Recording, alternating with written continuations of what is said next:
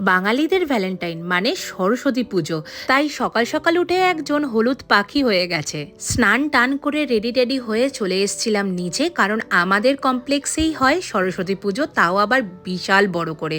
আর এটা হলো আমাদের কমপ্লেক্সের সরস্বতী ঠাকুর। নিচে এসে দেখি অলরেডি বাগদেবীর বন্দনা শুরু হয়ে গেছে, তাই আমিও সেখানে বসে পড়লাম। আর মাম্মাম এইদিকে দেখো, সারা সকাল থেকে না খেয়ে আছে, কারণ অঞ্জলি দেবে বলে। অঞ্জলির মানে কতটা বোঝে সেটা তো জানি না, তবে না খেয়ে দিয়ে তো সে ছিল, কারণ মায়ের কাছে গল্প শুনেছে বলে।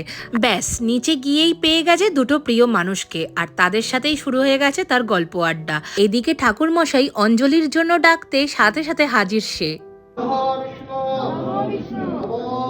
ঠাকুরের দিকে চেয়ে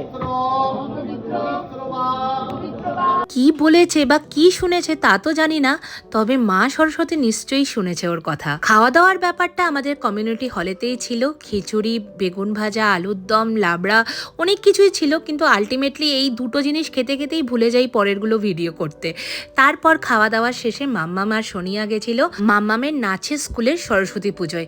কি সুন্দরী না হয়েছে সরস্বতী প্রতিমাটা, তাই না?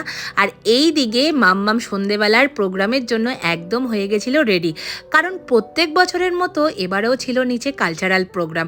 আর এবারে মাম্মাম কিন্তু সোলো ডান্স পারফরমেন্স করেছে। কোনো টেনশন ভয় কিছুই তার নেই। যাই হোক, শেষটা শেষ হলো আমার গান দিয়ে অ্যাজ ইউজুয়াল। আর রাত্রেও ছিল খাওয়া দাওয়ার ব্যবস্থা, ভাত, গরম গরম ডাল, তার সাথে ঝুরি আলু ভাজা, আলু ফুলকপির তরকারি, আরো কত কিছু।